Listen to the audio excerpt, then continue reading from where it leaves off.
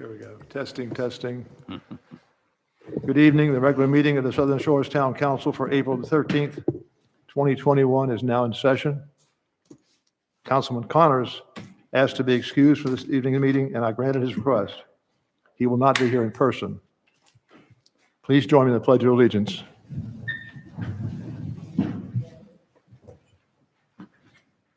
I pledge allegiance to the flag of the United States of America and to the republic for which it stands, one nation, under God, indivisible, with liberty and justice for all.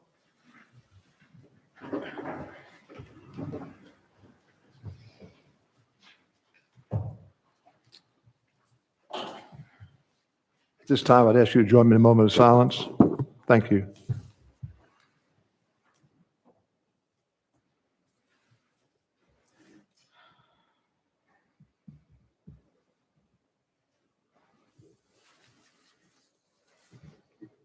Thank you.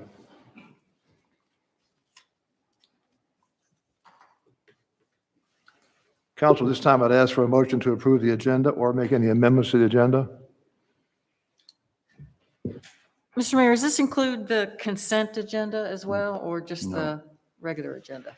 It includes the entire agenda, but I have a motion that I'm going to make in a minute to change, to delete something from the consent agenda. The consent agenda is separate. Okay. So do we need to move the, under new business number 1, A1 to, do we need to reverse the order of 1 and 2? May I defer to our town manager for that question, perhaps? Yeah, I don't know what you mean. Under new business, do we need to, on new business A, do we need to reverse 1 and 2? That's the order it will be taken. So keep it the way it is? Yeah. Okay. Yeah, I think it's okay. Okay, excuse me.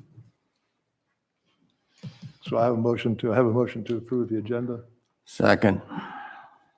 Any discussion about that? All in favor indicate by saying aye. Aye. Aye.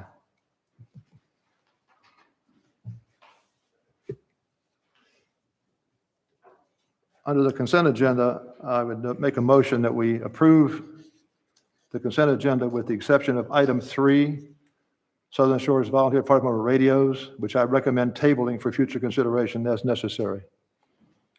And I would like to second that motion. Thank you. Any further discussion? If not, all in favor of approving the consent agenda as presented indicate by saying aye. Aye. Aye. As amended, I'm sorry. This time I'll call on David Cole for his, I'm sorry, hold on a minute. We have to approve the consent agenda in total, right? I'm thinking we do. We approved it as amended. Did we approve as amended? Did we make a motion? Okay, Okay. that's fine. That's all. My mistake. David? We have an employee recognition tonight by David. Fire Police Chief, I We should got say. a good group here. I feel safe.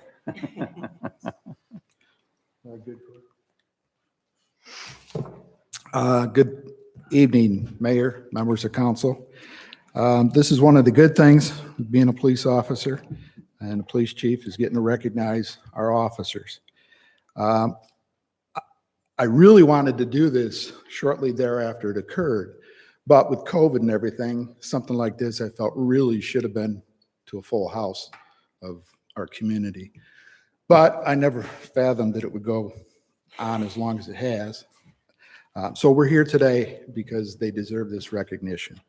Just to give you a little bit of background, on July 14th of 2020, 4 of our officers, the 4 that are standing in front of you, Sergeant Eric Brinkley, Corporal Daryl Brickhouse, School Resource Officer Tracy Mann, and Officer Jamie Hines, they responded to a serious motor vehicle accident that was located on US 158 out here near Duckwoods Drive.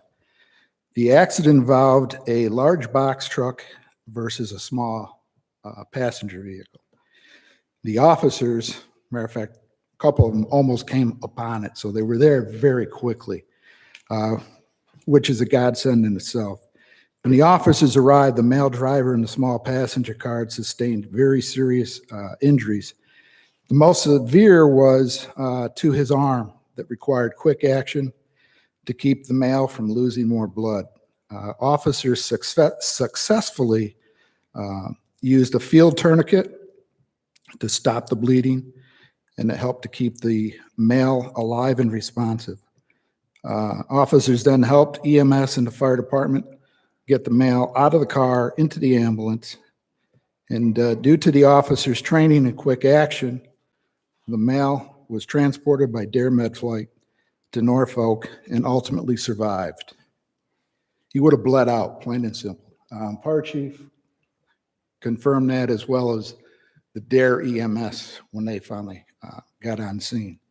So the other thing that you need to know,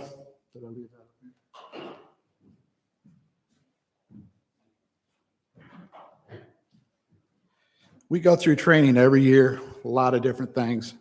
But we've been training for several years using what's called the CAT, or what I used to refer to as a field tourniquet. But it's a CAT, it's a combat application tourniquet. It's real simple. The officers all carry these on themselves, on their vest, in the vehicles. We don't only train to use them on other civilians and citizens, but we're also trained to use them on ourselves if we get a severe injury or a gunshot wound, so we don't bleed out. And we practice with these every year, and it pays off. So the quick work of these officers undoubtedly saved this gentleman's life. And it's my pleasure to not only award them with life-saving ribbons for their uniforms, but also appreciation certificates. And afterwards, I'd like to take them outside where I can get a picture of them without the masks on. This time, I'd like to give you all a round of applause and thank you for what you've done.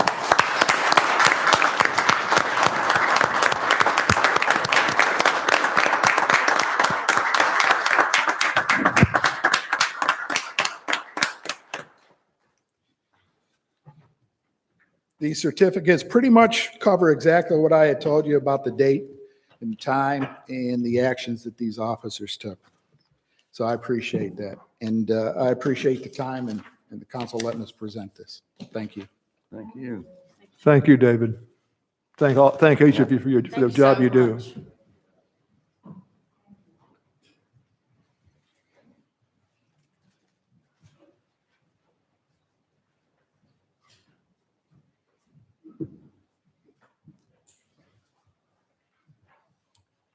This time I'll call on our Deputy Town Manager, Planning Director for his report. Good evening, Wes. Good evening, Mayor, members of council. Thank you. I have a brief report for y'all tonight for the month of March. A total of 71 permits were issued. They consisted of 17 zoning permits, 25 building permits, 21 trade permits, 8 lot disturbance permits, and the total amount of fees collected in March was $17,576.40. With respect to the beekeeping ordinance amendment that's on your agenda this evening, after receiving citizen input on and further discussion of the beekeeping ordinance amendment included in TCA 21-02, we recommend that you table consideration of that part of the amendment request. We will revise the proposed beekeeping requirements and bring it back to you for consideration at a future council meeting.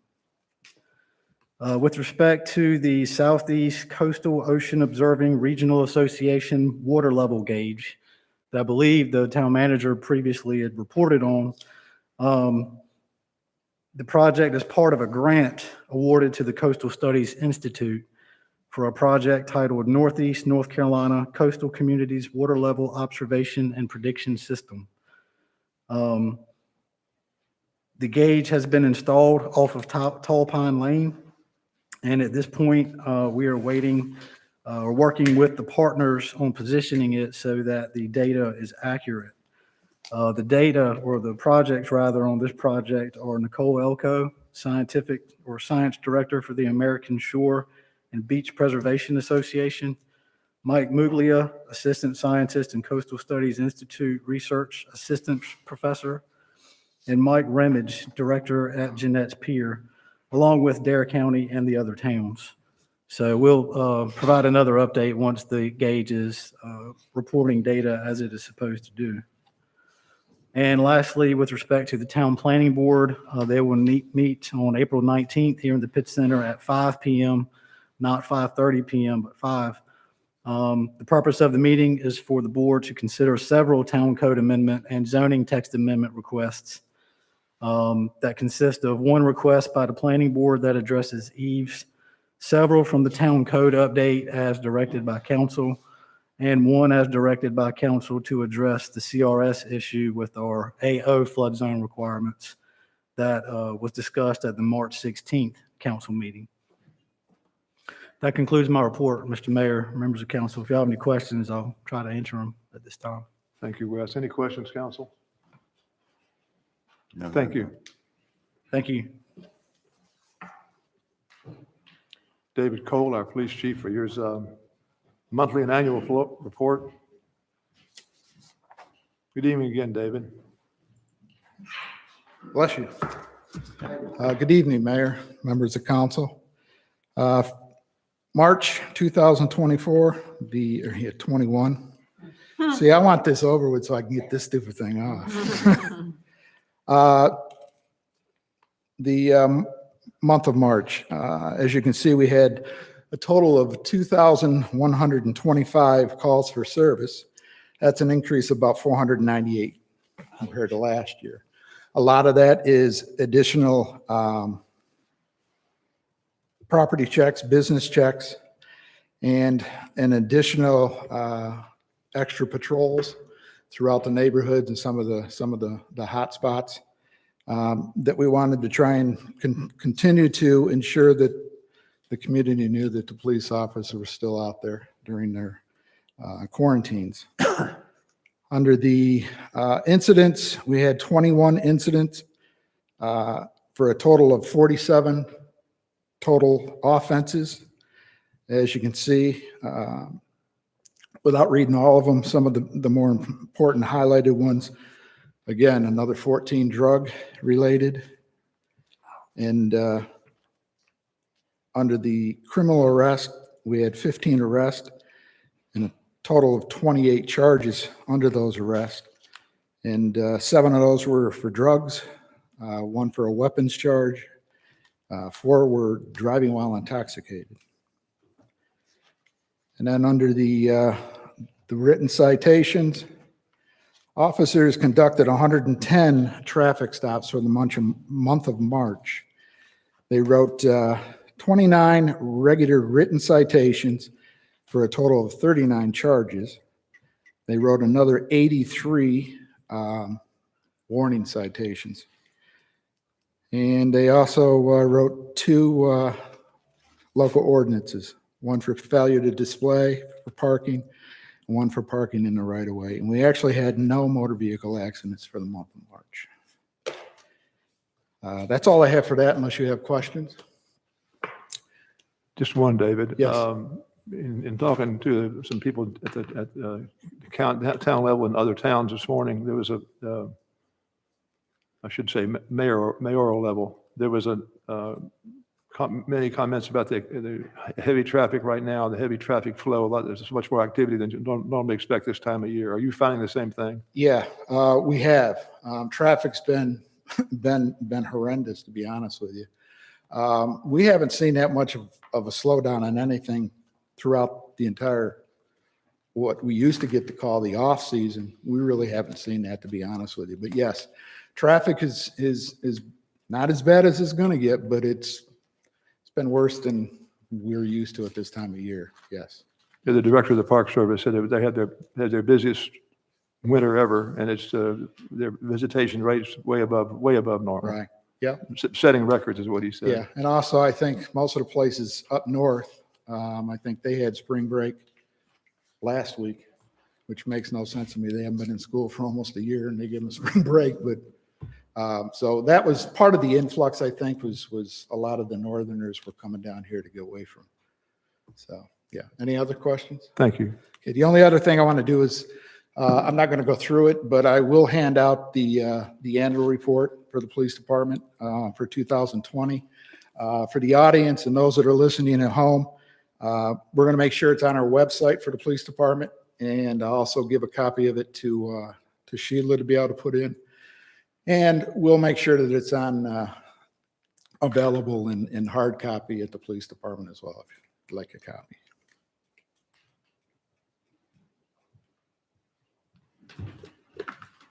Thank you, Chief.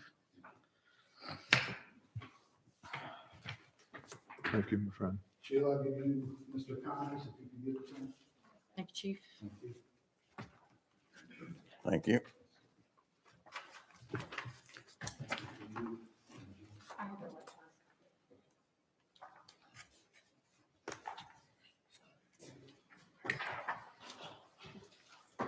Thank you. Thank you, David. This time I'll call on our fire chief.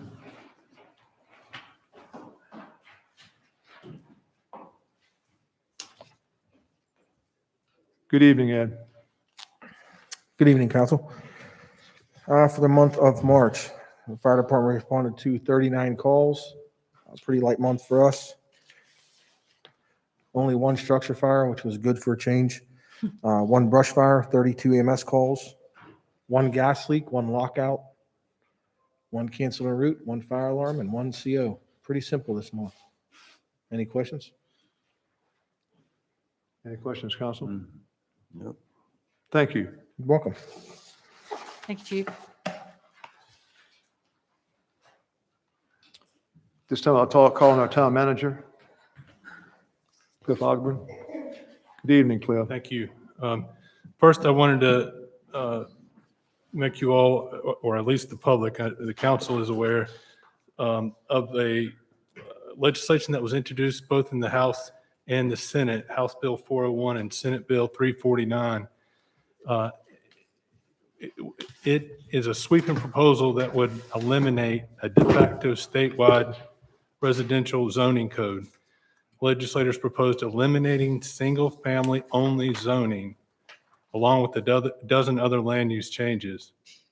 It's framed as an attempt to increase housing opportunities, but what it does, it seeks to allow duplexes, triplexes, quadplexes, and townhomes in all zones that also include single-family homes. And that there was a few exceptions for places such as registered historic districts. The bill would mandate that local governments allow at least one accessory dwelling unit per lot in every single-family residential zone, giving all single-family landowners the rights to build an ADU if they conform with established property line setbacks. So obviously this legislation is in severe contrast with our land use policy, our zoning ordinance, and our vision and values of the town. The town vision statement states the town of Southern Shores is a quiet seaside residential community comprised primarily of small, low-density neighborhoods consisting of single-family homes, primarily on large lots. So this legislation, which has bipartisan support, would kind of wipe that out. So what we're asking is we've got a resolution, if the council would consider approving a resolution that would be authorizing a resolution that would be in opposition to both of these bills. You've got that resolution. I don't know if that's something, we found out about this. The bill was introduced on March 24th. Right now, I think it's in committees in both the House and the Senate. Legislation like this would dramatically change who we are and what we are. So that's why we're asking you to consider this, approving this resolution. And we would send it to the bill authors as well as the Senate, the chairs and House leadership, Senate leadership. So I'll leave it for your consideration. You've got it. I can read it. I don't know if that's necessary or not, or you all can read it, but if you wanted to, is this something you want to take action on tonight? Definitely. I think we want to take Yeah. action on it tonight. Absolutely. I've had conversations with Representative Hoenig from the House and also with our senators' staff about this bill. They know how we feel about it, what we think of it, in pretty clear terms. And they've asked me to go ahead and get a resolution out to them. And as Cliff said, we'll expand the distribution of that resolution to cover some other people at that level, at the state level. Council, I need a motion, if you will, to approve this resolution 2021-04-02. So moved. I have a motion. Do I have a second? I'll second it. Thank you, Elizabeth. Any further discussion? Does someone know something that you want to share with us? I just have a question for Cliff. Are other towns doing similar resolutions from Dare County? Yeah, I don't know. Okay, I would I would imagine they assume, but I would, don't know. because it impacts them too. okay. If you think about the purpose of the legislation as introduced is to increase housing affordability, this one-size-fits-all state solution will not work in our region. And it would only increase, rental units. It would not increase short or long-term rental units. So it's a heavy hand to the state. I think that would be good to regain some local control. Absolutely. And I would also think that in addition to saying we're in opposition to the two pieces of legislation, we ought to make the point that we're in favor of and strongly support increasing affordable housing options wherever that's able to be done. It's not so that we're not doing it just for the NIMBY part, but we're doing it because the way this is written is what you just said. It's the sledgehammer approach as opposed to being more strategic. It would be nice to be able to consider it as a local municipality rather than having the state dictate. Yeah. And like I said, it would have the adverse effect in our local region.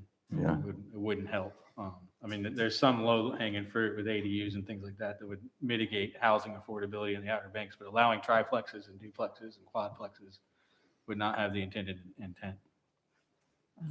Thank you, Matt. I didn't know this till yesterday, but apparently there's a kind of a budget impasse right now at the state level. And that's probably working in our favor slightly because they're not looking to pass bills. They're just looking to try to resolve the impasse with the budget the governor wants and the budget they apparently want. I don't know the details at all, but I just was told that. And I think my source was pretty good, pretty accurate source, pretty dependable source. Anything else, Cliff? Well, if we wanted have a to make motion. some edits, what would be the proper way to do that? If you want to make edits, we can do those now. If you want to read through it and we can make those changes or additions now before you actually approve it. Before we actually vote. So can we just add something that Sure. says supportive of, we are very much in support of increasing affordable housing options somewhere? Sure. While we oppose this bill, we would favor continuing to address that affordable housing issue.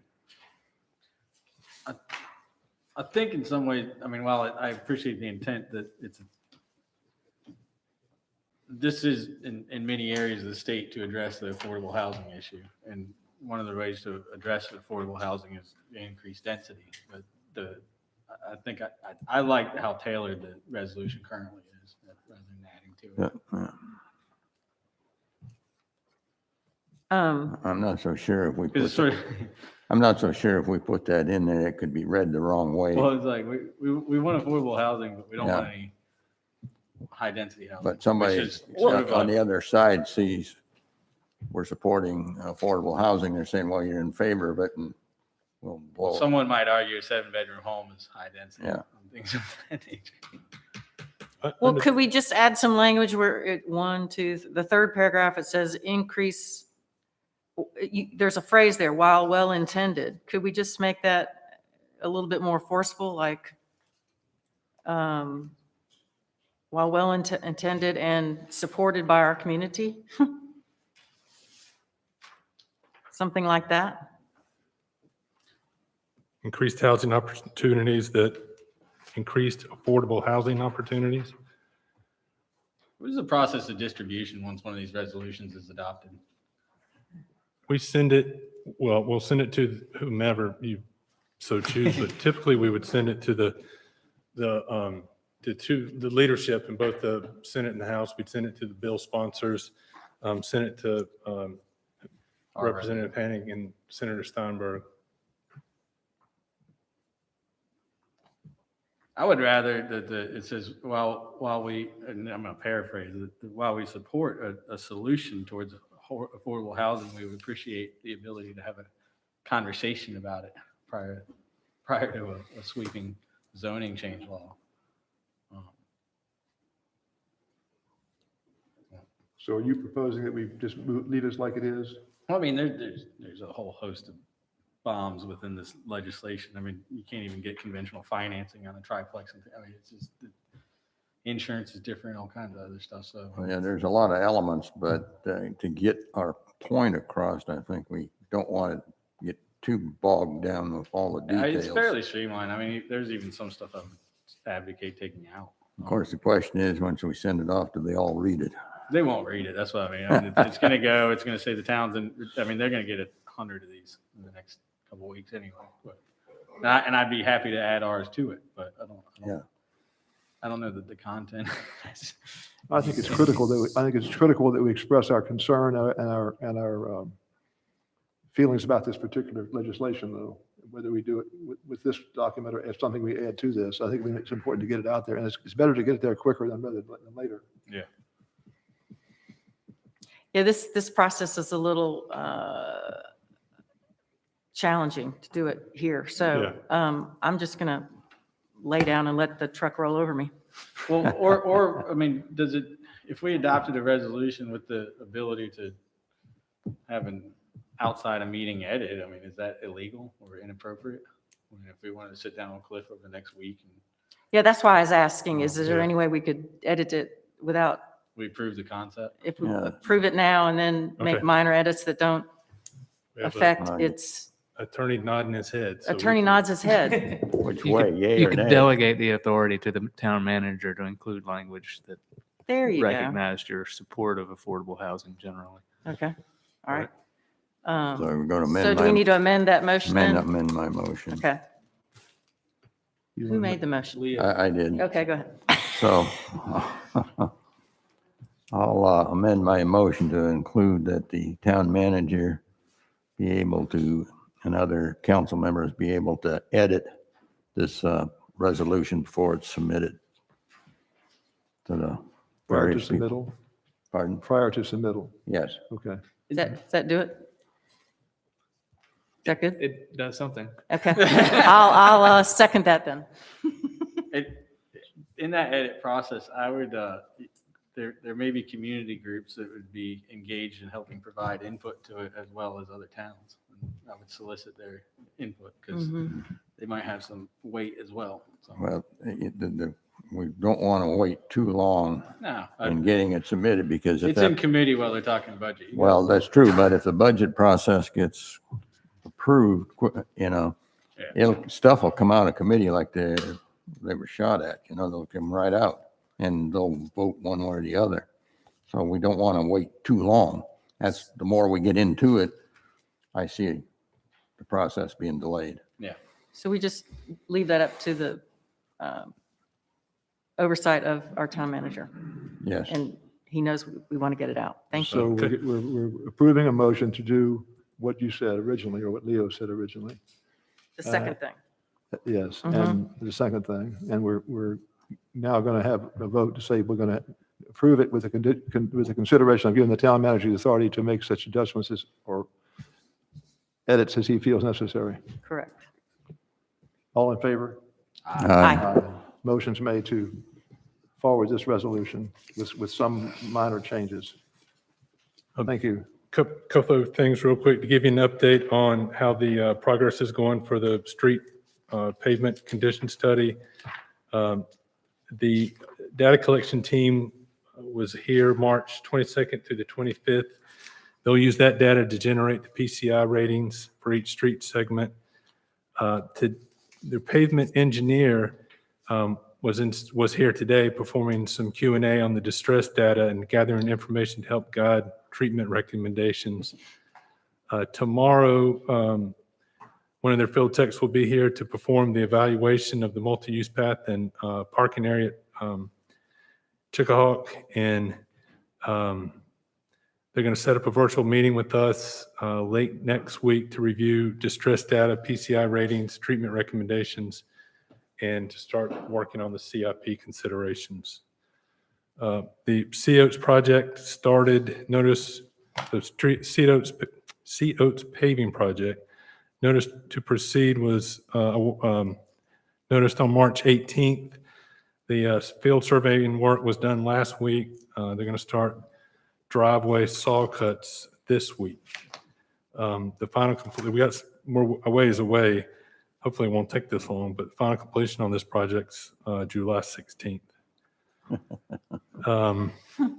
You may have noticed the Stormgate polls that are one's out front of Town Hall, one's out front of the freshly painted Town Hall that our Public Works Department did.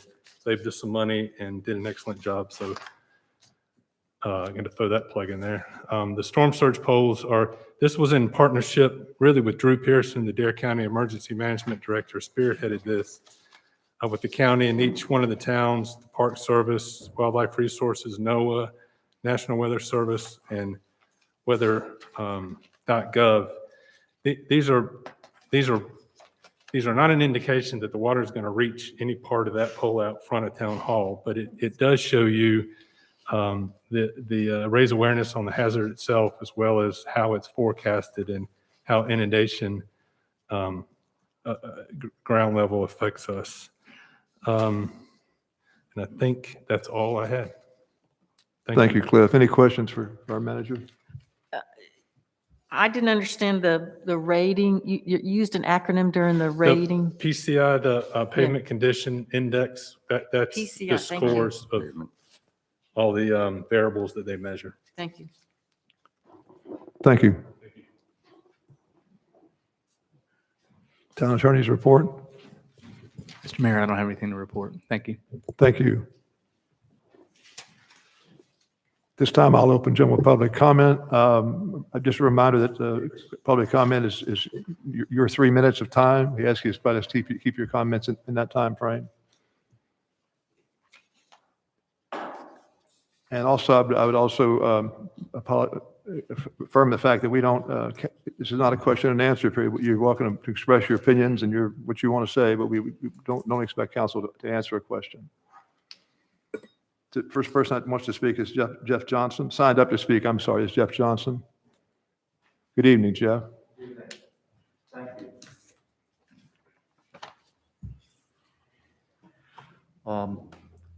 I'm the current president of the Southern Shore Civic Association, and on behalf of the board of directors, we wanted to support the town's opposition to Senate Bill 349 and House Bill 401. Because zoning is uniquely local. The stakeholders in the zoning process are the local property owners who participate in the process with the town.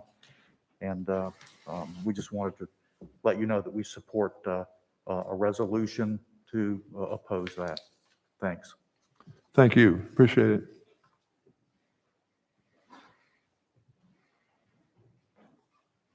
This time I call on Steve Gudis. Good evening, Steve. Good evening.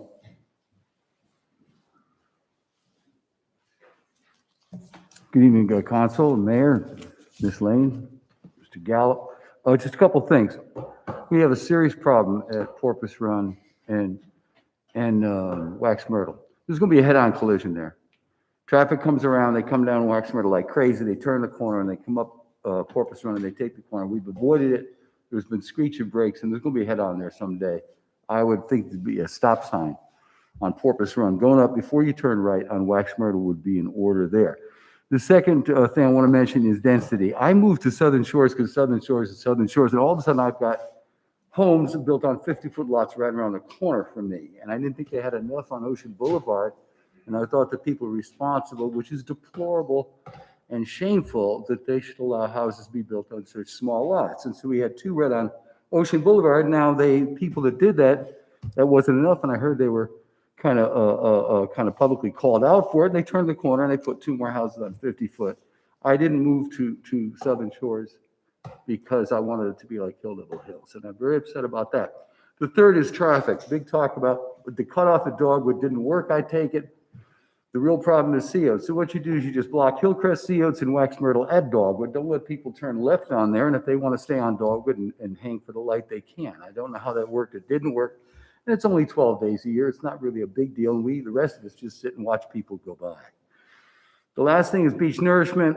Let everybody pay the same for it. All that time wasted. Well, these people pay this. I live 1,000 feet from the beach, and the guy on the corner of Duck Road, 2 houses away from me on the corner of Duck Road and Porpoise Run, he is closer to the beach than 1/2 of the residents of Seacrest Village, and he's not going to pay anything extra for this. I think we all appreciate the beach. We all use the beach, and the beach belongs to everybody, just like the canals do. So I think it should be evenly across the board. And thank you very much. It's been a long year, and it's good to see everybody again. Thank you. Appreciate it, Steve. The next speaker is Tom Peabody. Good evening, Tom. Mr. Mayor, council, town officials, officers. I own a home at 13 6th Avenue that I built with my family in 1984 on land that my father bought over 60 years ago from David Stick. During the last 40 years, we've noticed no significant lasting change in overall beach width or profile. Our property is located approximately 750 feet from the new 6th Avenue Dune crossover. Thank you to the Southern Shore Civic Association. Looks great. And is included in the MSD2 as proposed. In accordance with North Carolina Statute 160A-537C1, I have submitted a timely request for exclusion from MSD2 for the following reasons. I do not believe that my property located north of 3rd Avenue needs any beach nourishment to a demonstrably greater extent than the rest of the town, as supported by the APTIM September 2019 Final Beach Assessment Report, which confirmed there was no need or recommendation for any beach nourishment above 3rd Avenue in any of the 3 recommended nourishment options. Likewise, the January 2021 CPE report, Final Assessment Report, confirms that 75,000 cubic yards of sand was deposited on the northern section of beach above 3rd Avenue over the period December 2017 to June 2020. At 12 cubic yards per tandem dump truck, that's 6,300 truckloads of sand that was deposited naturally. That did not cost taxpayers a dime. I do not believe that North Carolina Statute Article 23-160A-536 applies for the creation of a municipal service district above 3rd Avenue where there is no certified need to a demonstrably greater extent than for the rest of the town for beach erosion control and flood and hurricane protection works. Below 3rd Avenue, this condition may apply. That's a question for others to address, but certainly not above 3rd Avenue. This is further supported by the CPE January 2021 executive summary that states sufficient volume may be in place in the northern area to provide sufficient storm damage reduction for a design storm. I don't know of a clearer justification of no need to a demonstrable greater extent for nourishment than this statement. And this was issued after Town Council defined the term sufficient usable beach as cause for extending the nourishment program all the way to the duck line. There is no terminology in the North Carolina statute that refers to sufficient usable beach as justification for establishment of an MSD. So by any objective measure, beach nourishment north of 3rd Avenue is not needed to a demonstrably greater extent than the rest of the town. In fact, this northern section has been confirmed by CPE as least vulnerable to erosion and storm impact. So any attempt at creating MSDs north of 3rd appears improper. Thank you very much. Thank you.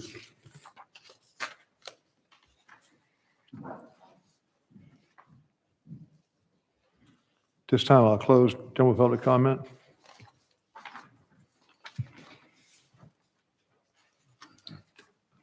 No, we're okay.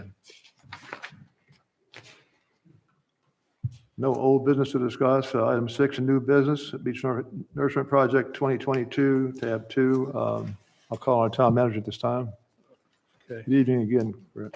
Thank you. At your March 16th meeting, you had a public hearing to take comment and consider the proposed boundaries for the payment of the Beach Nourishment Project. That report was mailed to every property owner in those 2 service districts. At this time, in order to solidify these municipal service districts, you have to take action to approve an ordinance by majority vote at 2 meetings. This is the first presentation of that ordinance to the council. It mirrors what was presented at your meeting at that public hearing on the 16th. The council can take action to amend these boundaries as a result of what you heard. I know there was a lot of comment, a lot of public input, a lot of things to consider, and a lot of things that you've all taken in that may or may not cause you to adjust some of these boundaries. Also, Mr. Peabody and Charles and Mr. and Miss Charles Usher, as well as the Southern Shore Civic Association, each made timely requests as noted in accordance with the general statute and request to be excluded. This ordinance would not grant that exclusion if passed as written. The reason being, the case I think Mr. Peabody just made speaks to whether or not the project should be done. If the project is done, then the properties in MSD2 adjacent, even further away, are all also in need of that project. So if you determine the project is necessary, then these properties are not unique to others that you've determined need the project. So at this point, you've got the ordinance in front of you. You can take action to adopt that. You have to adopt it again at a second meeting, or you can discuss potential changes to it. Sheila, can you put that up?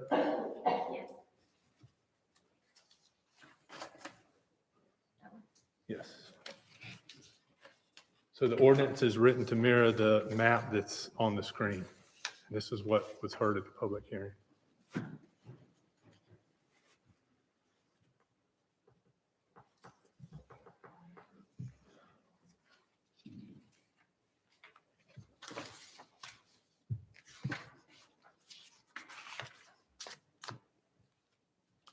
Any thoughts on this, council? You want to share with us? Anyone? Elizabeth, Matt, Leo? So originally, MSD1, I think, did not include some of those properties. Oh, let me see if I can get my geography right. I guess it's the ones that are referred to in the ordinance under District 1 II at the split.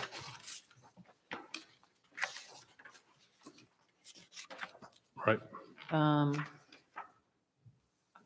can't remember for sure. It seems like there's about, is it 8 properties? At the end of Ocean Boulevard, Yeah, I think it's about 14. 14. Can we?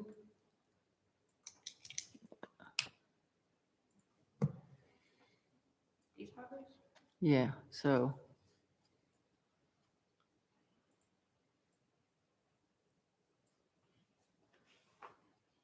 Is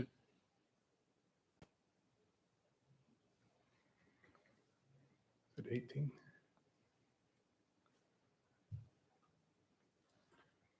To just put it out there, if you're headed Yeah. this direction. Yeah. I mean, I personally believe any property in MSD1 should have a contiguous connection to the Atlantic Ocean. Yeah, I thought that I thought that our original MSD one did have it drawn that way. And there was there's one lot right as the curve of the road there. I think it does have a flag connection Yes. to the ocean. It does. But then there's 3, 6, 9, 12, 15, 18, 19, 20 that don't. Am I wrong? No, I Is think there a way it's- we can word this so we can do what Matt just said, which is And- if a And property doesn't, simultaneously take into account the two flags, that, yeah, it just, There's a flag lot, at least one, at the southernmost lot in town is a flag lot. right. and it's over by the gas station, the Yeah, actual yeah, yeah. structure. But that property, I think, might have 10 feet of ocean front, Okay, as well as the one you just mentioned. right. So we've got flag lights that do lie in MSD1. Right. So is there any way we could reword this to, I think if you wanted to create MSD1 so that, I think you would strike 2 and 3 under District 1 and simply say all properties abutting the Atlantic Ocean are in MSD1. and that would include those flag lots that we were just talking about? Well, it would. It written like that, it would. Okay, So, There's a couple of other lots further south than the ones you just mentioned that would also be excluded. You're talking about down closer to the intersection? You're like Mullet Circle and Yeah. some of those others. Yeah, Well, no, I mean, I think they would be included, but there's a handful of other ones. Go the other way. The AVs Well, on like Yellow. I'm sorry, that's a good spot. You'll see second row of Pelican's Watch, and then there's some houses there that would not be oceanfront. Yeah. And then about, I don't know, halfway up, Sheila, you can probably see it better than there, right there. There's a handful, maybe 4, that are also not oceanfront. so, They would go into MSD2. Correct. Yes.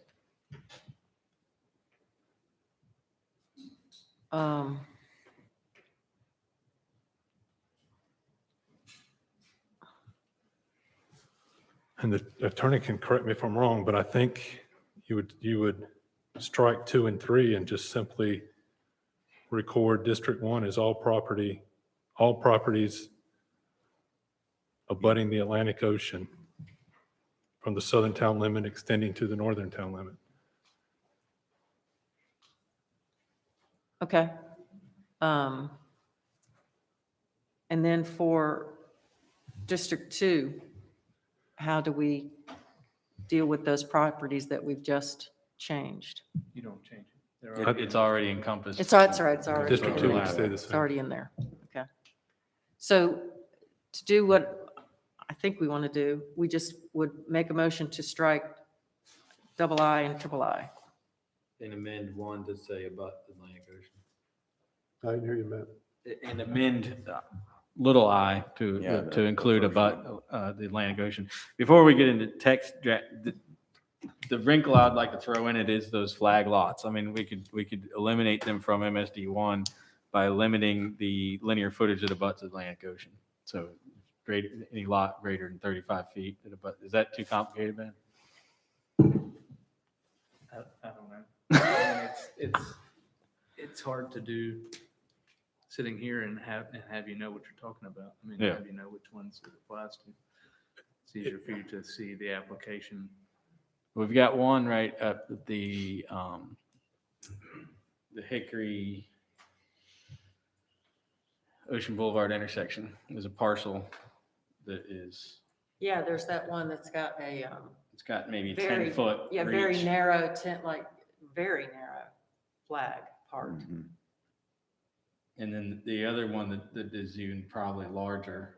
So this is at Periwinkle and Ocean Boulevard, which we don't have sufficient map up there for you to look at, but it's a large parcel that's has a 10-foot reach that touches the ocean. And then the one that I think I probably struggle with the most is the one that's over by the BP station. It's literally adjacent to the gas station. It has a little 8-foot reach that probably won't particularly show up on that map too. You can see it right there. It'd take a minute, but we can pull up the county GIS and see it better. It is. Oh, I see what you're talking about, okay. And there'd be 2 houses adjacent to it that would be in Right 2, and then that parcel would be in 1. Mhm. And if you pull up on GIS, it's a little bit more clear. You do that? If- I mean, you, I think you could define it that way all, if you, I mean, If I was certain I was capturing what I intended to capture. yeah. I All mean, I think properties that's- with the that's minimum. key is whether or not it's actually going to do what you want to do. But Yeah. if you think it's going to, if you think you can define it in a numerical way that's going to do it what you want it to do, I other think than that, my initial inclination that, you know, I've got to tell you that any change is more risky than no change to what's already here, right? So Yeah. approving exactly what you saw before has the least risk of having an issue with validity. So if you're going to make a change, though, I think that one is something you could do if you were sure it was encompassing what you were. How, you no way to know this, I don't think, unless you back and look through all the paperwork, but how was that particular piece of land or piece of access to the beach treated during the first beach nourishment we did there on that property, just east of that? I don't think it was treated, I think that whole section was treated the same. it was assessed. Yeah, everything from that section up into the first beach access was assessed. Like, For the I could, project. It was treated the same then. Yeah. Treated the same, yeah. It's a little Much- different. they have a special assessment. It's a little different in that it was a special assessment, not a tax. Yeah. And the special assessment, you get to decide, if I recall correctly, you get to decide when you're putting it together, whether it's distributed based on like a linear foot type basis or just a per lot type basis. I can't remember which one you did, but you have some say in that when you do the special assessment, if I recall correctly. I think you could read, I mean, all properties abutting the Atlantic Ocean with a minimum of 25 feet. yeah, something like 20, 25. 25 feet is probably more reasonable and more fair. And I would actually say abutting the ocean beach of the Atlantic Ocean rather than the Atlantic Ocean, just to ensure that there's, all these houses probably, the properties go to the beach at Mhm. least, but some of them may have some deed issue where it doesn't end with the Atlantic Ocean. Yeah, if Yeah. you look at the But if they get to the GIS, beach, I think that's the ones you're trying you'll to. see some go out there ways. Mhm.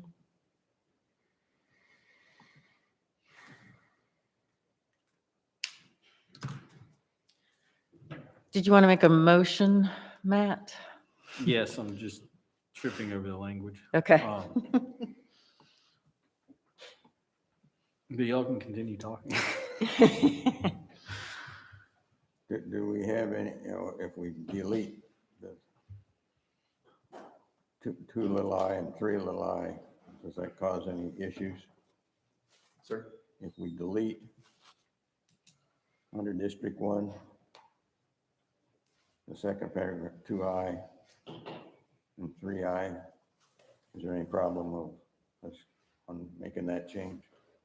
I think you have to make that change if you want to do what you're trying. what Okay, you're I talking just about want to doing. make sure we don't Yeah, I mean, because otherwise it encompasses. have some a unintended broad- consequence a broader here. area.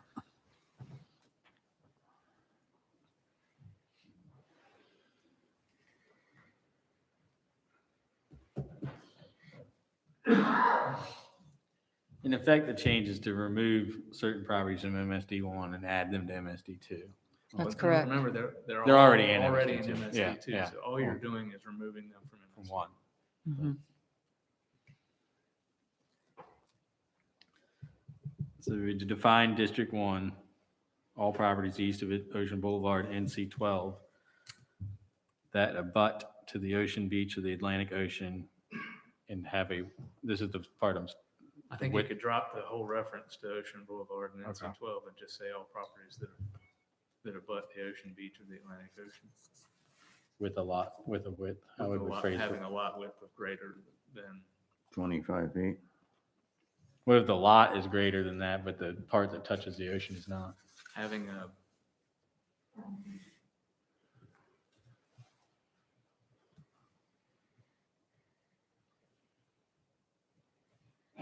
an eastern boundary width, a seaward boundary width, or an eastern boundary width of greater than 25 foot.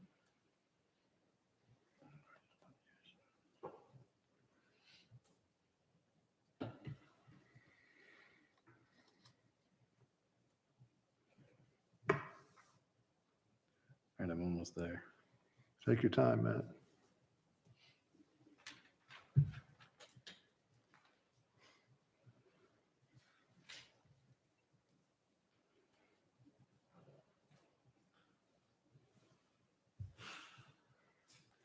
So the District 1 is defined as all properties that abut the ocean beach of the Atlantic Ocean having an eastern boundary with a greater than or equal width.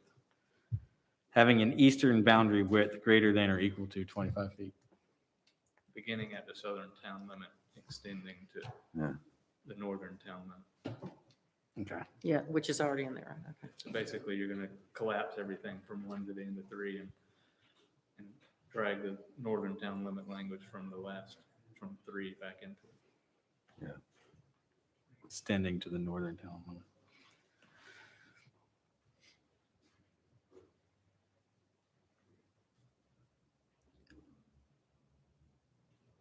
Do you have that? I'm going to rephrase, I think. So to get, I would seek a motion to pass the ordinance as amended, where the District 1 is defined as all properties that abut the ocean beach of the Atlantic Ocean having an eastern boundary width greater than or equal to 25 foot, beginning at the southern town limit, extending to the northern town limit. And striking sections 2 and 3 as shown on District 1. And striking sections 2 and 3. So that would be a modification of I and a strike of 2 and 3. Correct. Now's the grammar check. I thought it sounded pretty good. I have a motion. Do we have a second to Matt's motion? I'll second it. Thank you, Elizabeth. Any further discussion? Any clarification needed by anybody? Just that this is the first of 2 votes. Yeah, that's what it was. And we do have the quorum here with Jim gone. Okay. Yep. The one other thing I would also say is that there's a reference in one of the whereas clauses to a map of the proposed districts being attached to the ordinance. So of course the map would have to change to match the districts. The map would have to be edited to reflect the language that we just changed. So you would want to include that as part of your motion to edit the map to be consistent with the language that was approved. So for me to amend the motion further is to include that the graphic map be reflected of the language change. And I'll second that. You're doing a good job. So we have a motion and an amended motion. They've all been seconded. Any further discussion? It's up to us. If not, all in favor of the motion and There's only one motion. Only What one it is, motion. It's one amended It's a motion motion. to approve with amendments to what was proposed. So there's only one motion before it. I'll use that as what we're doing. Any further discussion, council? Nope. All in favor of the motion that's been presented, indicate by saying aye. Aye. Aye. Thank you. Next order of business, Cliff? Yes, sir. 6B. Is Ken on the phone? Okay. Yeah, I'm here, Cliff. Okay. So what this is, item 6B is the continuation of beach nourishment design. This is a contract for CP&E which has a required budget amendment associated with it. Presently, if this is the 5 options that were originally presented, and of course the council went with option 4. The contract we're under with Ken right now is the permitting, design, and soft costs of $435. That was an estimate. He came close. I think it was more like $437,000. But as we move into the next 2 phases, it's kind of broken into 3 phases. Cliff, in all honesty, that de-scoping addendum that we just submitted, I think that dropped that number. I don't know exactly where it is. I think it was probably a little south of 435, but it should have brought it down. Yeah. Another 100,000. What Ken's talking about, if you remember under the. Yeah, I can't understand actually anything that he's saying, so you'll have to help me. What he's referring to, that 437 I referenced, actually going to be less because task 3 was the investigation of trying to find a borrow area closer. And that didn't happen. So we're going to see a reduced cost to this amount because of that. But if we can break these into kind of the 3 phases, and in January, when he gave his report, he said he'd be coming to us now, entering into phase 2, but it's broken into permit and design, which we're under now, phase 2 of the kind of the pre-construction, which is what this contract would be for. And then phase 3 is the actual construction that we wouldn't see until sometime after Christmas. And so if you look at the construction soft cost of 241, that 241 and the 435 make up all 3 phases and the totals that we're going to be paying CPE to design this project. You've got the letter, you've got the tasks. The other thing I'll say about the contract you're being asked to consider tonight is it's actually broken out. I think we could break this out. You can sign one contract, but it's really 2 different functions. Under task 1 and 2, it's the 2021 annual beach profile data acquisition, and then the monitoring report. And then 3 through 8 are actually parts of the construction development. There's I think, Ken, tell me if I'm wrong, but of 3 through 8, task 6 is the only one that's not shared with the other towns. Construction plans and specifications. 6, 7, and 8 are all shared with the other towns. I think 5 is the only one that is not shared with the other towns. Okay. So the other 3 towns are being asked to consider this at the same time we are. So the contract that's before you totals, I'm sorry, I missed the budget. The budget amendment would be for $112,097, which would come out of the unassigned fund balance. For our purposes, we're going to split this into $36,000 for beach profile study and $75,000 for the construction monitoring.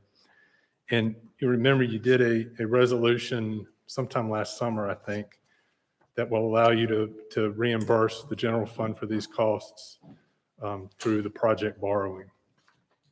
So I don't know if you have any questions or not. One thing that might stand out to you is under the present contract, task 2 is engineering and design.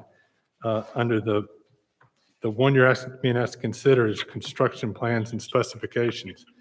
So it kind of seems a little premature that he's drawn up plans for something that's not completely developed. But in order to make sure we meet the timeline of putting this project out to bid in June, those 2 tasks are overlapping. And I asked Ken if he'd be willing to come present to you all at your March 18th meeting to start actually showing you some design, some actually construction documents, start to show you where the placement of fill, the fill density, where dunes are going to be built throughout the project, so you can start to get an idea of exactly what you've been paying for to this point. And Ken said he can do that at that meeting, and that would be in advance, obviously, of the timeline of the projects, putting the project out to bid in June. So this is the next phase. This is the contract amount. This is what you're being asked to consider and approve. And if you have any questions for Ken, hopefully we can understand them.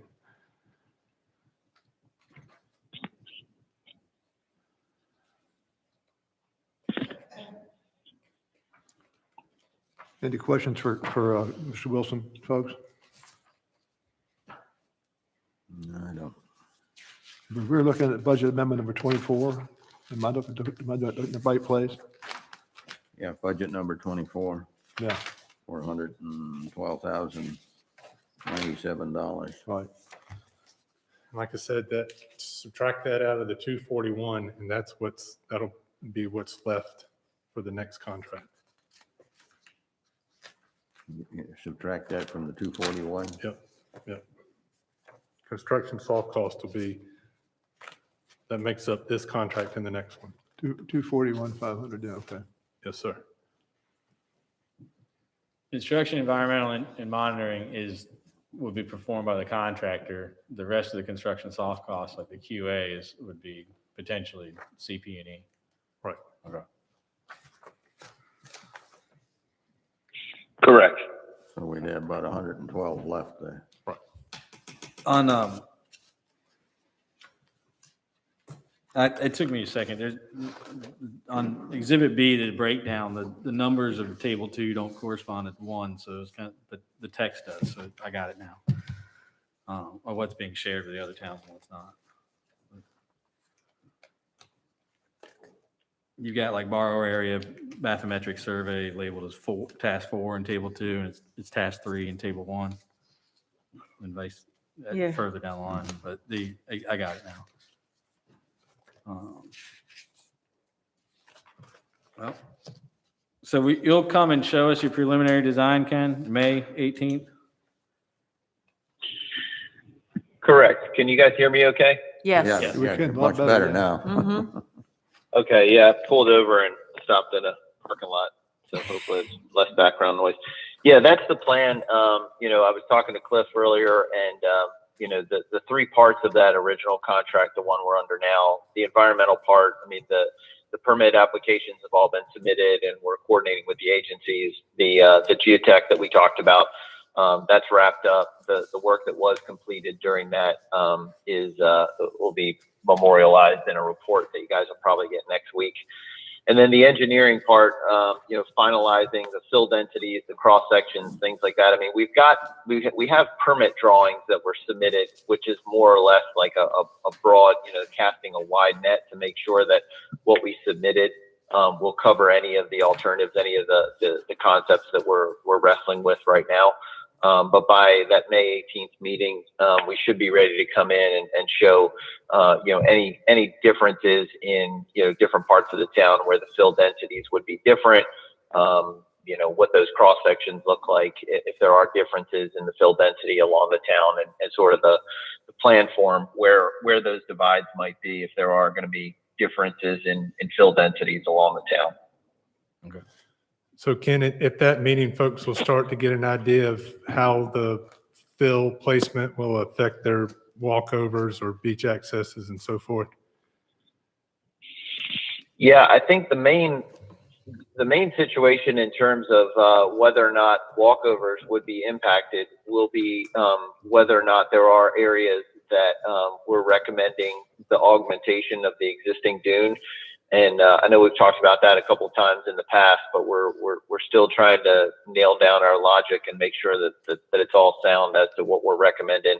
I know we can get into some controversial issues and things like that, so we just want to make sure everything's buttoned up before we put it out there in public as to why we're making those particular recommendations.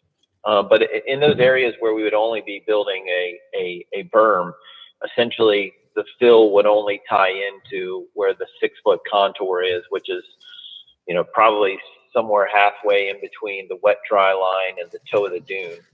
If you were out there walking the beach, it's probably, if you're trying to eyeball where the plus 6-foot contour is, it's probably somewhere in the middle between the toe of the dune and the wet dry line.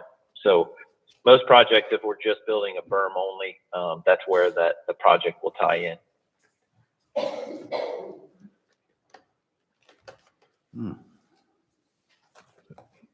When will you know if task 4 But will yeah. become required? Did you I'm hear that? sorry, what was that, Matt? When task 4 becomes required, well, I guess a really good question is when will task 3 be completed? Yeah, maybe- task 3, we've asked, it's a subcontractor that's going to go out there and collect that data. We've asked to have that data by the end of May. So have the data in hand the 1st of June. It'll probably take a couple of weeks for us to kind of digest it and look at the differences between the data that we have from right after the project was constructed, what the borrow area looked there, what the borrow area depths were at that point in time, and then these new depths.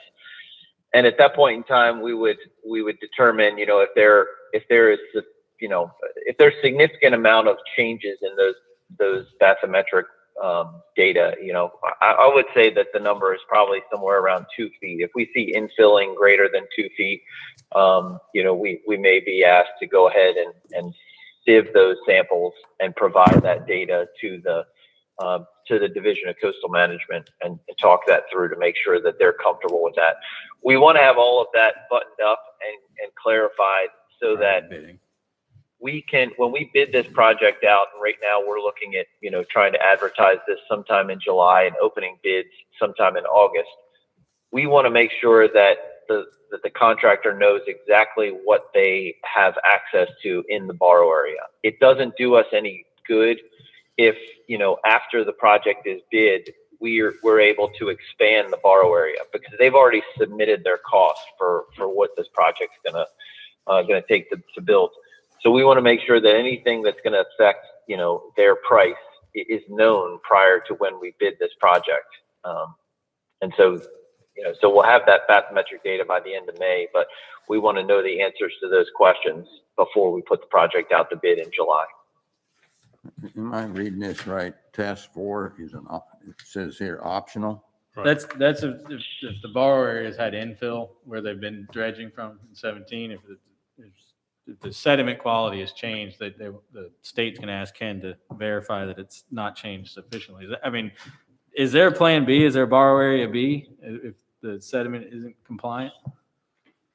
There is not a plan B. The fallback, Matt, is that we may be limited to, we know that there are big portions of the borrow area that have not been dredged, and the data that we have suggests that the amount of volume they have in those cuts is sufficient to build your project and the other 3 towns' projects. But the more areas that we can give them, the dredgers that they could go to remove sediment, the better price they'll be able to give, the more contingencies they'll be able to plan for if something unexpected happens. And so we want to make sure by conducting these bathymetric surveys and then, if needed, verifying through sediment samples that they've got the maximum extent of where sand exists within the overall borrow site. So if that doesn't work out, there still is sufficient sand to build it. It's just that they're more limited in where they can go to get that sand, and it may drive prices up a little.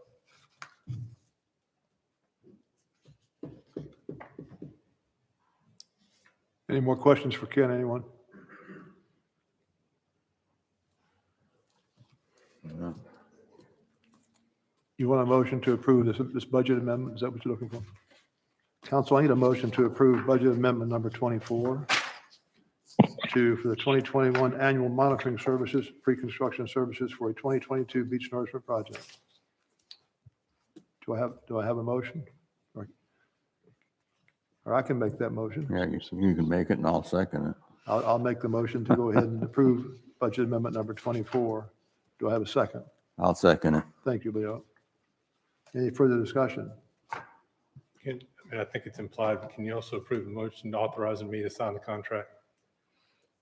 I think it's Yes, probably implied, part of that same motion would be to allow our town manager to act as our executor for the contract. Is that all right, council? Include that in that? I assume, but All in favor of the motion as made and with the minor amendment we made to it to allow our town manager to act as our agent, indicate by saying aye. Aye. Aye. Anyone opposed? No. Ayes have it. Motion's made and carried. Thank you. Thank you, Ken. Sure, you all have a good evening. You do. Next item of business is our planning board appointment, I think. Mm-hmm. Tab 4. Yeah, I got it.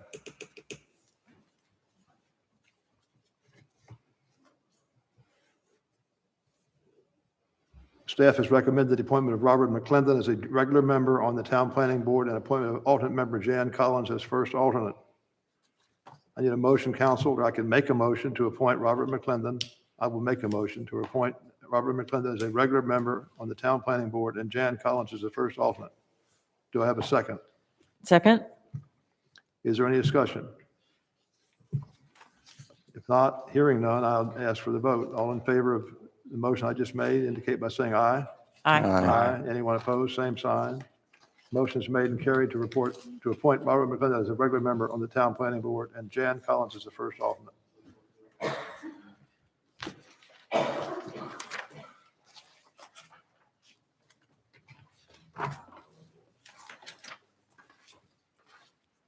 And the 5 and the beekeeping we're pulling.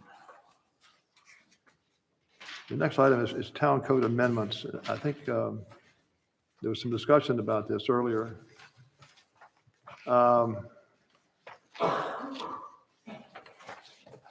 Help me out with what we changed about this, Cliff. I'm not sure.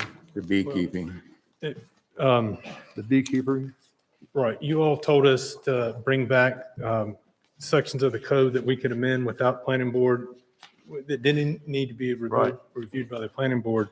So tonight we have 4, we had 4, now we have 3, because we think the bee ordinance probably needs, as Wes mentioned, it needs more work. So the chief's going to come up, and these are really his section of the code. There's three things he's going to discuss with you. Chapter 4 is the trapping animals. Chapter 18, I think it's noise, it's the trapping, and the police auxiliary. So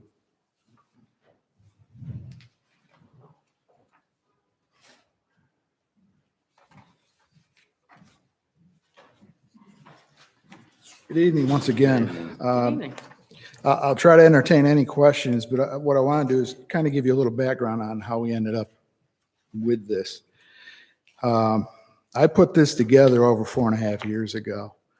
We had a meeting with the chiefs, one of our monthly meetings, and it was about 5 or 6 years ago, and it was right around the time that a lot of the restaurants were trying to increase their business, and they were going to their towns and trying to get ordinances passed so that they could have outdoor seating, live music.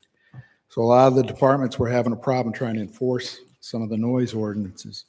We've also had our share of issues with noise ordinances. For example, once in a while, we'll have the gentleman that has the guitar and he plays over in the shopping plaza. Moses. Yes. And we've had a lot of irate people that call and complain about that. And we've had other issues. For example, we've had issues with some rental houses, with some folks that come down here, and our officers get calls quite a bit, asking to quiet the noises down. And when the officers get there, 95% of the time, it is young kids, little kids that are playing in a pool because they're here on vacation for a week. And really, there's no way or no standards to be able to measure or decide whether or not they really are creating a problem. The officers get there, in their opinion, most of the time, it's not. It's just little kids having a good time on vacation. So the other problem we had was some of the noise issues and incidents that we've had over the last few years. We've contacted our local magistrates from Dare County, and they've reviewed and looked over our current noise ordinance and said that it is too broad and that it would not hold up in their courts. So they would not accept it. So it's kind of left us where we really don't have anything with any teeth in it to deal with any of these types of issues. So we had a meeting with the chiefs quite a while ago. So when I found out that they were going to go through with the code rewrite, that's about 4.5, 5 years ago, that's when I decided then I would incorporate a new noise ordinance, and I got a hold of the town of Kill Devil Hills, town of Nags Head. Majority of this came from the town of Kill Devil Hills. I've been in touch with their assistant chief and asked him, and they've had no problems with it. It stood up in court. So that's why we're here today, trying to get this noise ordinance passed so that we've got something that we can use if and when needed. I'm not saying we're going to go out and be the noise Gestapo, because I don't like government dictating any more than anyone else. But I also been doing this for 36 years, and I also know that it's more important to at least have something that we can use to our advantage if and when we do need it, because that's a lot more important than having or needing something and not having it on the book. So that's kind of how we've gotten to this. I know some of the words out there was that this town manager did. This town manager wasn't even here when this was done. This is from me, based on what some of the other towns have already done. I'd be more than happy to try and answer any questions. Go ahead, Ms. Wood. I was just going to ask, have you had attorneys review it? Town attorneys? No. I figured that I was told that the town attorneys for the town of Kill Devil Hills, they were good with it, and they've had dealings with issues with their county court, and to the best of my knowledge, according to the information I've been given, they haven't had any major issues. Thank you. Just a few things I've got through it. We're talking about, definition of motor vehicles. And in there we talk about semi-trailers. Is that relative to the engine brake? Or as in that term, the Jake brake, Jake brakes, yes, and some of them have the refrigerated reefers and those types of things, yeah. Have we had any complaints? Yeah, once in a while we have a complaint over in Food Line. Yeah, food line, but not. No, most of that type of issue That'd be where you might. would be during the day anyway. So, yeah. Something else I had in here. Yes. Where's we start? What page did we start on? He started on all the way, he started at 4 on the noise. Okay, ordinance. it starts on page 4. Wes wants to also interject. There's a couple of things that we had made a change to that he'll mention. Good evening again, council. With respect to the noise ordinance, on page 10 14. out of 14, That's what it is. Okay. line 33, Mhm. after further discussion, we recommend striking the words agricultural, comma, and lawn care, so as folks are able to cut their grass. Give me the page number again, please. It's page Page 10, 10 of 14. page 10 of 14, line 33. We're recommending to strike agricultural, comma, lawn care, comma.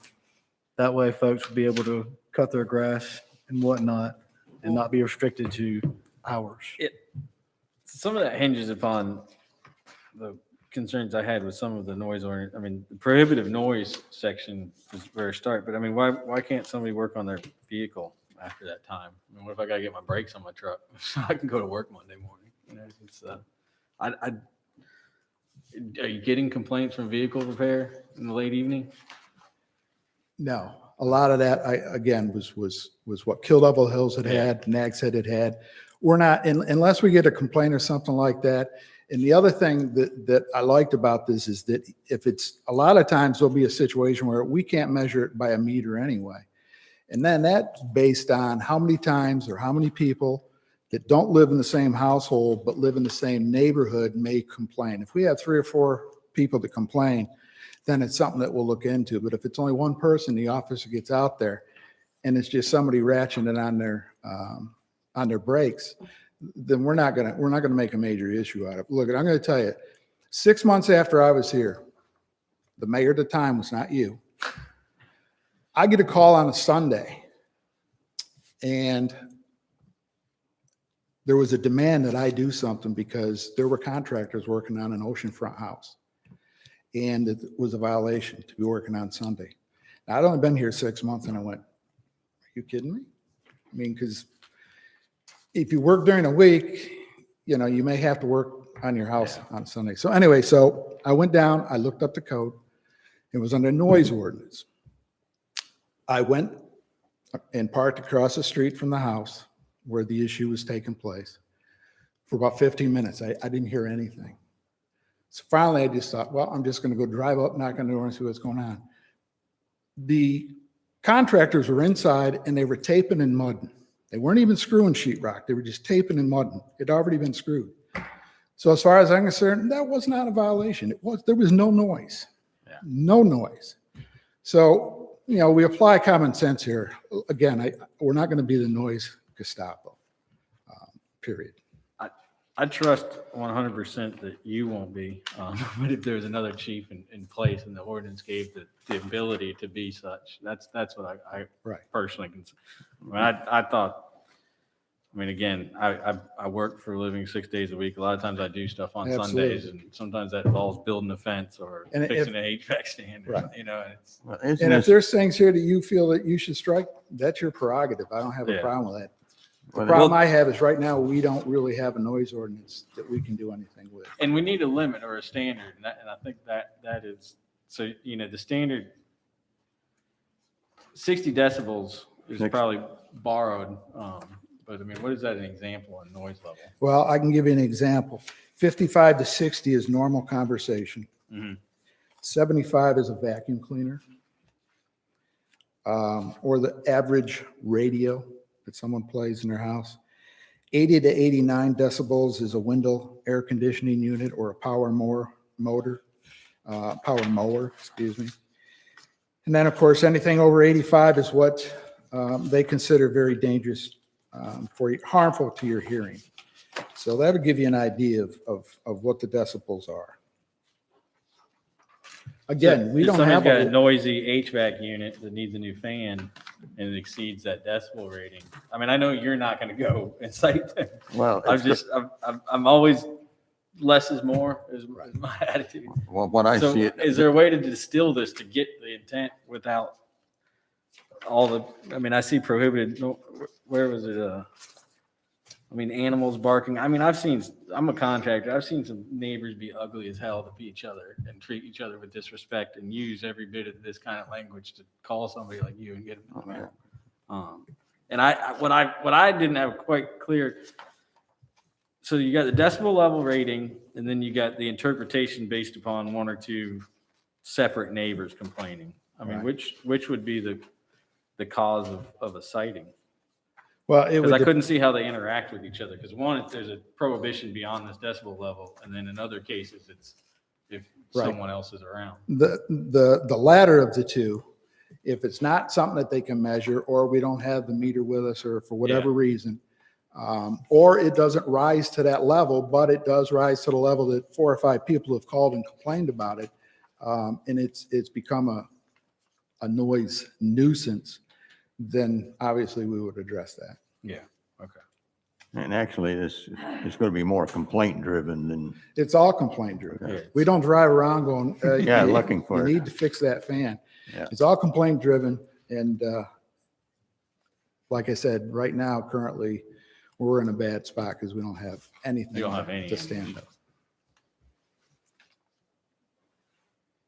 Any other questions for David? I don't know if I have specific questions. There's a duplicative definition. I don't have an issue with the concept of strengthening our noise ordinance. I personally would like to take a little bit more time with this particular one, because I don't have a good answer to how I would modify it just yet. But I'm open to have a council discussion, because if you all want to move forward, I'm just one person up here. Well, it sounds I've like always had an issue with the prohibition of construction 7 days a week. I mean, I think if you wanted to say for commercial intent, that would be one thing, but for somebody not to be able to work on their house on a Sunday, it's always bothered me. Now, chief's never arrested somebody for it Well, either. now, are we talking about an individual working on their house, or are we talking Well, about a Ben can maybe contract? clarify, but it says prohibited does the construction contract- activity, or- and then yeah. it says including the erection, demolition, alteration, or repair of any building other than between the hours 7 and 8. And just understand, that's in there already. Yes, no, I know That's it not is. something I put But in there. since we're revisiting, And I don't have a problem if y'all want to take time. I've been waiting 5 years to get this Well, done. yeah, Another what if we month's- don't take a month's whole not lot of time problem. and we take maybe 2 meetings or something, or, well, it sounds like we need to have something in place, because if we get challenged Well, somewhere along like I the said, way. I've been waiting 4.5, 5 years, so I just, Yeah, we're just- you might better just do it right Well- the first time we're done with it, so. yeah, and how important, like some of the vehicle language, like motorboats and stuff like that? I mean, is this a kitchen sink approach, or you really, I mean, is this, how much of this are you really in love with and how much of it aren't? I didn't want to reinvent the wheel. Yeah, I got Yeah. you. All right. This is what the other 3 towns have, so And that's what I apparently, did, is implemented it in. with and what we apparently it's, currently have. and apparently it's working in those areas. Well, I know of a particular situation, KDH, that functioned underneath this ordinance, and the neighbor couldn't do anything to stop a really, really pestilent neighbor that was partying every weekend. And honestly, the police weren't able to take any action. So, I don't know. Well, I think we're always going to be, there's going to be exceptions I mean, in they the had a rules scanner, so somewhere. every time they were called, you couldn't measure anything. Were there other ones? Yeah, there was one other one. In addition to that recommendation of striking that, just wanted to clarify that on page 11 of 14, line 32, there's a reference there that says set forth in section. That section should be 22-3D. So if you all are inclined to take any action tonight, we recommend that those 2 corrections be included. Section, I'm sorry, say it again, Wes? 22-3D. Instead of section 36.6.5E? Yes, ma'am. What Correct. was it again, Where 22? is he? What page? Page 11. 11 to line 14. Page 32. 11 of 14. Okay, I'm looking at Say it that. one more time, I'm sorry. Page 11 of 14, Mhm. line 32, the section reference should be to 22-3D.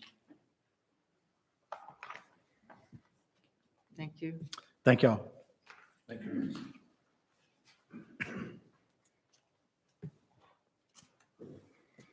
What are the majority situations that you have a call on that you need an ordinance backing you up? Is it parties mostly, or is it? Well, it's parties, dogs, a lot of the dogs, and trying to get the county to do, they're tied. They don't do an awful lot. So you'd be amazed how many times, and of course the officer gets there and it's just a dog and they've left them out and they're not even home. So we don't have, so at least that would give us that. So like I said, some of the rental houses, sometimes it's legitimate. They're making way too much noise. Yeah. But then again, the flip side of that, a lot of times it's just young kids having a good time swimming in the pool. And if it doesn't rise to that specific standard and level of decibel, we're going to let the complainant know that as well. So. And, if they want to get the guitar out and get the amplifier and those types of things. He was over at BP all last year, and Yeah, I saw him there. I finally went over and said, come on, turn it down. I mean, it's, those are the types of calls that That's we what get. you need. Yeah. a We don't strong get the backup. calls that somebody's, remming and racing and, running their car and fixing. We don't get that type of stuff. Like I said, the main reason that stuff was in there is because I wasn't going to reinvent the wheel. Yeah, okay. So, yeah. Back on page 9 of 14, it looks like about paragraph 13G, the loading, unloading, and closing of handling boxes, it's between 10 and 7 a.m. Would there be an exception, like over at Food Line, say, for example, for some reason they get delayed for whatever reasoning, and they're over there outside of those hours. If they're, say they're there at 11:30, 12 o'clock unloading. That happened month ago, a couple months ago. And because they are really, really, I don't own any stock in Food Lion, but I can tell you they are very, very pro neighborhood friendly. I mean, they've gone above and beyond that I didn't even realize. So they had always reassured us, and they were very aware of what our ordinance is. And that's a current ordinance. And we got a hold of the main manager, lieutenant did actually, and he said, I don't know about that. Well, they ended up, I believe they had a new manager that wasn't aware of that. And so anyway, what happens is let me check into it, but I'd be really surprised if it happened.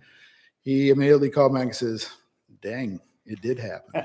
But the meat packing plant up north or wherever out in Raleigh had an emergency shutdown, and that's what happened. So the truck was late.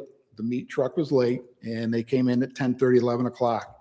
And once we found that out, and I passed that on to Wes as well, that's legit. I don't have a problem with that. It is what it is. So, yeah.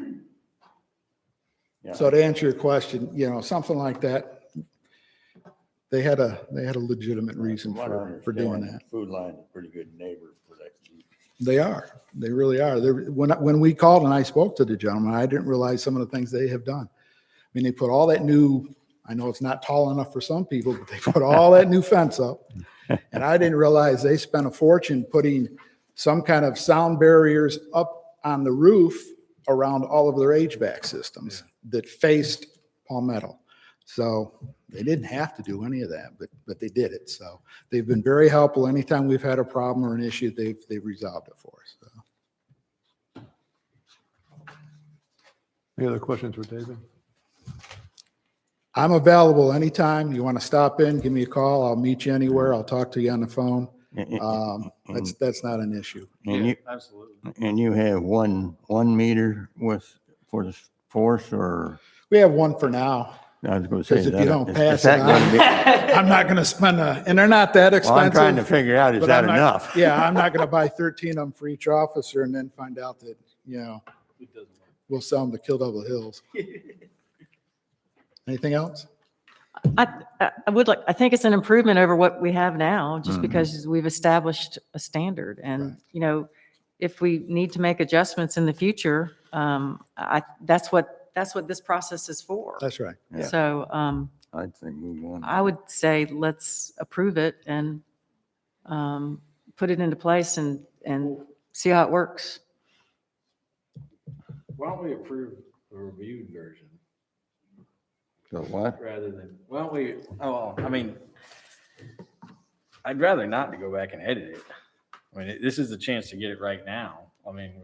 We've got a weak ordinance. We want to put a good ordinance in place. Let's go through this and it's Code Right went through it, and I'm glad that we didn't take it all wholesale, with some of the other stuff that we're looking at tonight. So we get a chance to really look at this. I didn't get a chance to look at this before. This is really the first time I've looked at it. Mhm. I wouldn't mind taking a crack at it before it becomes codified.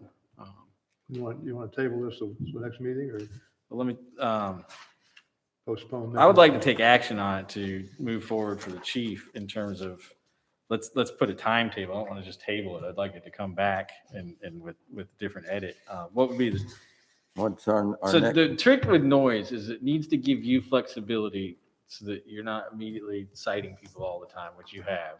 But it also, like, if we have somebody that is more aggressive as a chief, that it doesn't turn neighbors against neighbors. That's I guess right. is my point. And I have no problem with that. Yeah, so it's I'm asking Ben. It's okay. You got a decibel standard. That's really obvious. You violate decibel standard. But what's so confusing me about this particular ordinance is everything in here violates everything we do violates decibel standard. Hanging out with my kids in the backyard on the zip line violates decibel standard. So I don't think you're going to come cite me. But if the neighbor complains and the other neighbor on the other side, now we got two reasonable people, and then I go talk to Cliff, and I'm like, Cliff, come on, man, I'm not violent. Like, I don't know how to write this that's flexible enough. But I do know you'll be flexible enough. So Yeah. that's the part I'm caught in, if that makes any sense. And again, like, you know, with your kids playing in the backyard, again, common sense goes a lot farther. Yeah. But also that's why now we have, or will have, the ability to measure and know that your kids are going to have to be really loud in order for At the that lot meter line. to even register at that. You got that 1 meter come over on Sunday. That's right. It is. I mean, that is the benefit. It's measured at the lot line. This alternative measurement technique. Complaints of numerous persons. What page you on, Mike? On 12, it starts with line 14.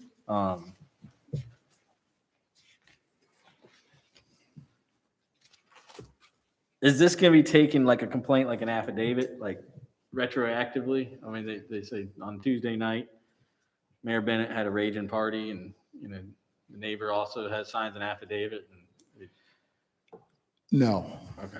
Right. You know, and it pretty much says that on top of having to have multiple people, complainants, and at least one of them has to reside somewhere else.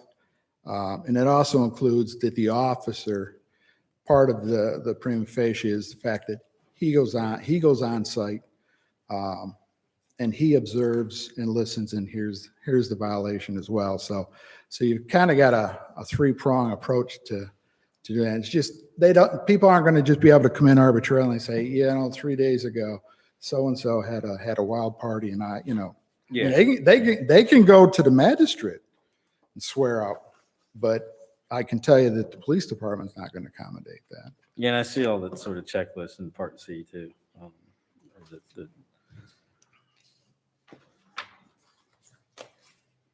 I think it's my libertarian streak that doesn't I'm want to. pretty put sure all it this in is. here. But I would like to have a chance to look at it with a little bit more thoroughness and bring it back and adopt something in the 30 to 60 day timeline.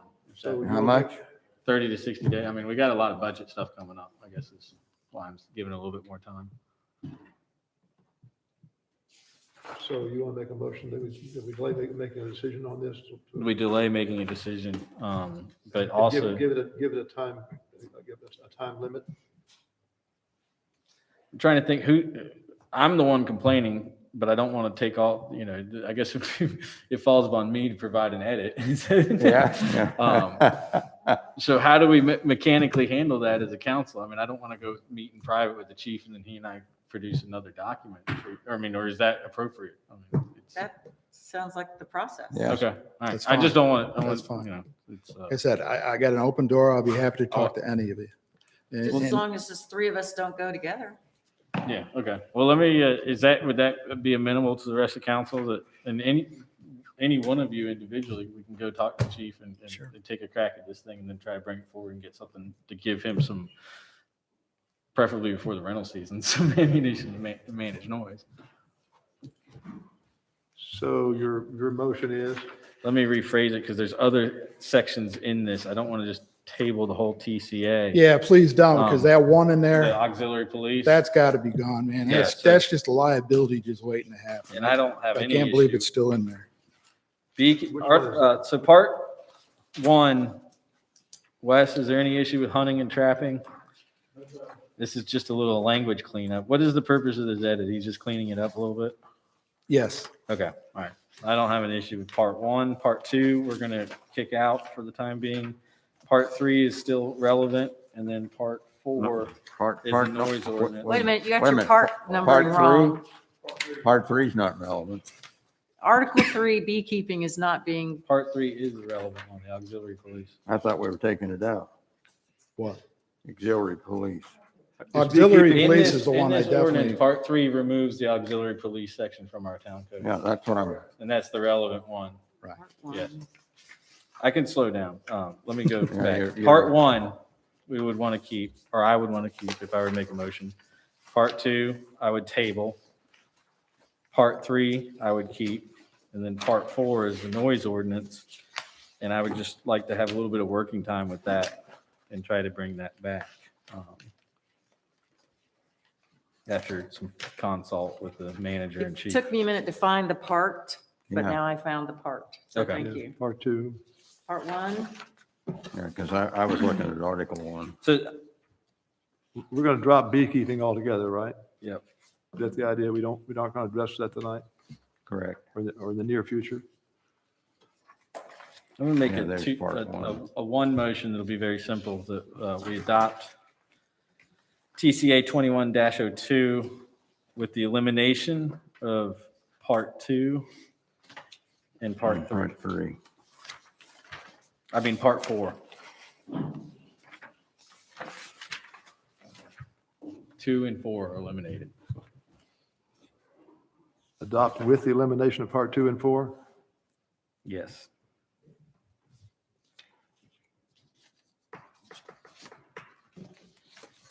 And that's your motion? And yes, with the corollary to that motion would also be that we will revisit Part 4 within a timely manner. If we don't adopt Part 4, then it's going to be on the table to be done. Yeah. Okay. You want to include in your motion that you want some, how do you set a time specific on that? That's a question for our town. We try to place Part 4 to come back on our June agenda. Could we bring it back in our second meeting in May? Or June. This is getting before rental season. Well, that's what I'm trying to do, is get it before that happens. That's also my busiest season. I would be comfortable with the first meeting in June, if that's all right.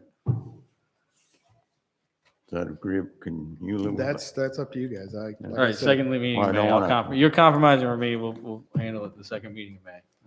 Yeah. So we're going to address parts 2 and 4 or just Part 4? Just Part 4. Just Part 4 at our May, the second meeting in May, which is around the 18th, isn't it?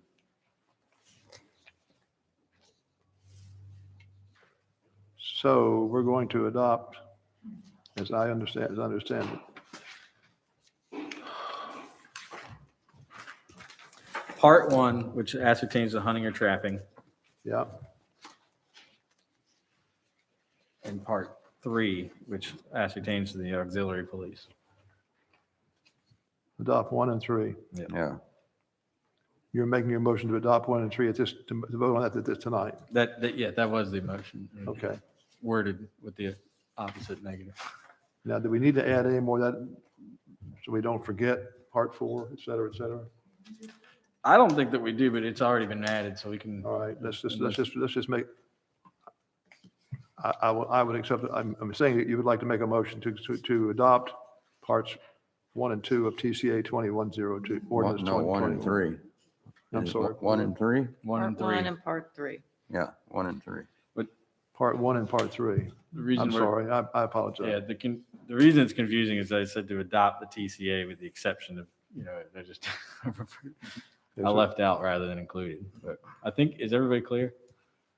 Do I need to restate the motion?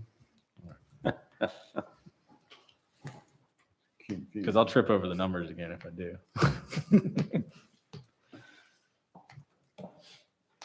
Okay, is that the motion? So I understand that we have a motion to adopt parts 1 and 3 of ordinance TCA 2102. And that's where it stops, right now? Yeah, adopt 1 and, Revisit part 4 on May 18th. I didn't hear what She you was said. got it. Revisit part 4 on May 18th. That's part of that same motion. All right. And council, everyone understand the motion? Everybody got it? Any further discussion? no, It doesn't have a second. All in favor indicate by saying aye. We don't have a we second. need it, we don't have a second. I thought we had a second, I'm sorry. I seconded it in my mind. Is there a second to that motion that Matt I'll made? second it. Thank you, I've been Leo. debating it. Any further discussion? If not, call for the vote. All in favor indicate by saying aye. Aye. Aye. Elizabeth? Aye. I forgot to vote. Aye. Okay. Motion was passed unanimously.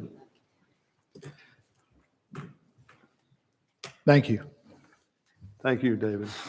Appreciate it. I think he left, didn't he? At this time, we have our final Public comment? I think he left. I think he's gone. He's Yeah, he gone. left. Mr. Peabody. Mr. Peabody's missed his chance to speak a second time. Any further business, council?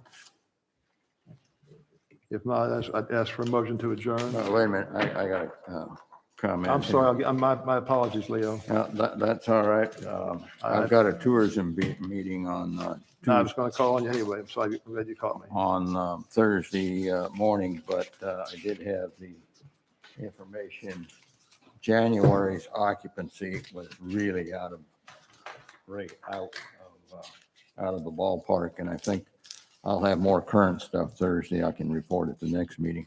But one of the things that is out there is, as we are getting closer to the more tourism traffic picking up, and I know we get a little aggravated with it and with the people, but we got to remember some things that it does. Tourism provides 13,880 plus jobs in Dare County, employing about a third of our citizens. That's what it does. The annual county tourism generates more than 116 million in state and local tax revenue. Because of tourism generates this revenue, each Dare County resident enjoys a tax relief of $3,147 annually. And because of that, Dare ranks number 5 among North Carolina's 100 counties in terms of visitor spending. So as much as we some days detest them, it's one of those things we need them, because I know for one, I couldn't live here on that basis. So keep some of this in mind. There's more here. It's out on the website on the Outer Banks org under partners, and you'll find the rest of the information. Matter of fact, they had a little chart here. Southern Shores for year 1920, we got $936,756. If we didn't have that, our tax rate would have gone up another 6.8%, 8 cents. So it does have a definite impact on our taxes. And the other thing is, tomorrow from 12 to 6, the Red Cross is having a blood drive at Holy Redeemer. So and they're in short supply of blood, so any help they can get would be appreciated. And that's my report. Thank you, Leo. Appreciate that. Elizabeth, your name? Just real quick, I'd like for us as a town and to consider whatever the process might be, whether it's a resolution, maybe that's not really the way to go, but we need to try to impress upon our elected officials in Raleigh that infrastructure needs are important here in our town and our community, and that includes the beach, which is the basis for the tourism money that Leo was just referring to. So I just think that's something we need to work on, whether it's individually contacting our representatives or maybe, contacting, and maybe do it as a group with the other towns in the county. We need to make it known that they're sitting on a lot of money there in Raleigh, and it's not doing anybody any good just sitting there. Thank you. That's my complaint for the night. Matt? Thank you all for coming. Bring you all through. Just one quick reminder, I guess I'll call it that, something I said earlier, but from what I can determine from talking to the other towns, they're seeing, and also the park rangers, the park authority, they're seeing dynamic increase in numbers of people visiting. I'm hearing from the police departments. I talked to one of the Kitty Hawk police officers recently and told me the same thing. I've talked to the mayors, and they're saying the same thing. They're seeing unusually strong visitation. Park Service gentleman who heads that up said that they're setting records right now for visitors in this time of year. So we got to prepare for a pretty busy summer, it looks like. If there's no further business, I'd ask for a motion to adjourn. So moved. Do I have a second? Second. All in favor indicate aye. The meeting is adjourned. Thank you.